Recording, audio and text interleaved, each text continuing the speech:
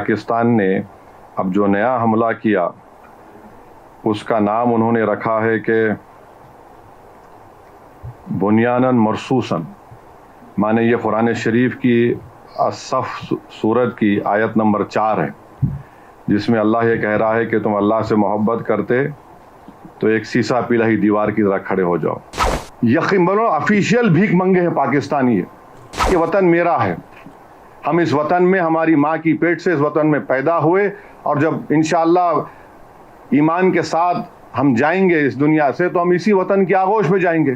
پہلگام میں آپ تھوڑی دیر کے لیے سوچئے کہ عورتوں کو الگ کرنا، بچوں کو الگ کر کے کلمہ پڑھو تم ہندو ہو یا مسلم، گولی ماریں گے۔ مانے جو لوگ بچ گئے وہ زندگی بھر کا زخم اپنے ساتھ لے کے جئیں گے وہ لوگ۔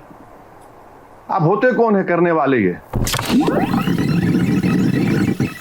یہ بڑی تکلیف دہ بات ہے کہ جو لوگ ہم سے ٹوٹ کر اس ملک کو توڑ کر گئے ہیں اور 75 سال سے بار بار بھارت میں یہاں پر بھارت کو کمزور کرنے کے لیے، یہاں پر ہندو مسلم نفرتوں میں اضافہ کرنے کے لیے، بھارت کو ڈیسٹیبلائز کرنے کے لیے انہوں نے کوئی کسر نہیں چھوڑی ہے۔ اور میں تو یہ کہوں گا کہ لوگ پارٹیشن کے بارے میں بہت سی باتیں کرتے ہیں، مگر میرا ماننا یہ ہے کہ جو شرارت کرنا چاہتے تھے وہ توڑ کر چلے گئے، جو امن پسند تھے وہ ٹھہرے رہے یہاں پر۔ تو یہ حقیقت ہے اور اس حقیقت کو ہم کو سمجھنے کی ضرورت ہے۔ صبح میں دیکھ رہا تھا تو ہمارے پڑوسی ملک کی جانب سے کیا بہت سی باتیں ہوئیں، مگر آپ کو ہمارے پڑوسی ملک کے بارے میں جان کر حیرت ہوگی کہ وہاں پر وہ اردو کو تو اپنی زبان مانتے ہیں مگر اس کو آفیشیل لینگویج کا سٹیٹس نہیں دیتے۔ یہاں ہم نے دیا ہے 20 زبانوں میں، اور وہاں پر صرف 7% لوگ اردو زبان بولتے اور وہاں پر قریب 40% لوگ پنجابی زبان کو بولتے ہیں۔ یعنی وہ جو سٹیٹس آج بھارت نے اردو زبان کو ان 22 لینگویجز کو ریکگنائز کیا جس میں اردو بھی شامل ہے، وہ پڑوسی ملک کے اس میں نیٹیو لینگویج کا ان کو سٹیٹس نہیں دیا گیا ہے۔ میں جب یہاں پر آ رہا تھا جو بات آپ سے عرض کر رہا تھا تو پاکستان نے اب جو نیا حملہ کیا اس کا نام انہوں نے رکھا ہے کہ بنیاناً مرصوصاً، مانے یہ قرآن شریف کی الصف سورت کی آیت نمبر 4 ہے، جس میں اللہ یہ کہہ رہا ہے کہ تم اللہ سے محبت کرتے تو ایک سیسا پلائی دیوار کی طرح کھڑے ہو جاؤ۔ مگر اتنے جھوٹے ہیں یہ پاکستان کی آرمی، ان کا اسٹیبلشمنٹ۔ اگر آپ اسی سورے میں دیکھیں گے تو اس سورے کی آیت نمبر 2 میں اللہ فرما رہا ہے کہ تم کیوں ایسی بات کہتے ہو جو کرتے نہیں ہو۔ اس کے بعد یہ آیت آ رہی ہے۔ تو اتنے جھوٹے ہیں کہ قرآن کو بھی، آیات کو بھی اس کا پورا مقصد حاصل نہیں کرنا چاہتے، اور یہ نہیں بول رہے کہ قرآن میں اللہ فرمایا کہ یا ایھا الذین آمنوا لما تقولون ما لا تفعلون، کہ تم کیوں ایسی بات کہتے ہو جو کرتے نہیں ہو، اور پھر آپ چلے گئے سیسا پلائی ہوئی دیوار، کیا کہ بنیاناً مرصوصاً۔ تو کیا ہمارے پڑوسی ملک جب ایسٹ پاکستان میں بنگالی مسلمانوں پر آپ گولیاں چلا رہے تھے تو کیا آپ سیسا پلائی ہوئی دیوار بھول گئے تھے؟ اس زمانے میں ان کے جو بہت بڑے لیڈر تھے بھٹو نے بنگالی مسلمانوں کو سور کہا تھا، اور پھر ان کے بہت بڑے خداور قائد نے کہا تھا کہ جو بھارت میں مسلمان ہیں وہ ملچاز ہیں، مانے بالکل ہی نچلی ذات کے ہیں۔ افسوس ہوتا ہے کہ ان کو قرآن کو بھی کوٹ کرنے میں غلط مسئلہ بنا کر پہلے جو آیات ہے اس کو نہیں بول رہے۔ اللہ کیا فرما رہا قرآن میں کہ تم کیوں ایسی بات کہتے ہو جو کرتے نہیں ہو، وہ سورۃ الصاف کی آیات ہے۔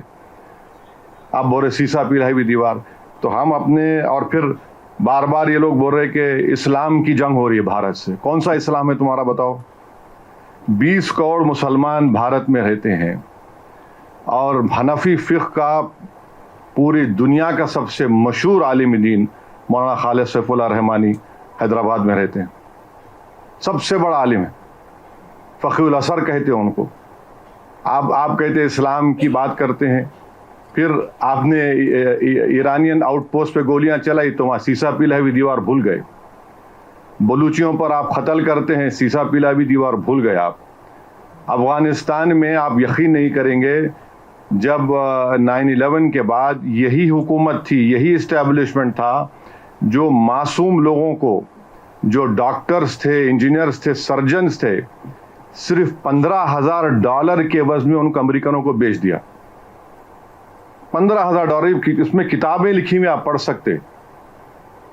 اور افسوس اس بات کا ہے کہ قرآن کی آیت تو بول دیے, کیا یہ حرمت کے مہینے نہیں ہیں؟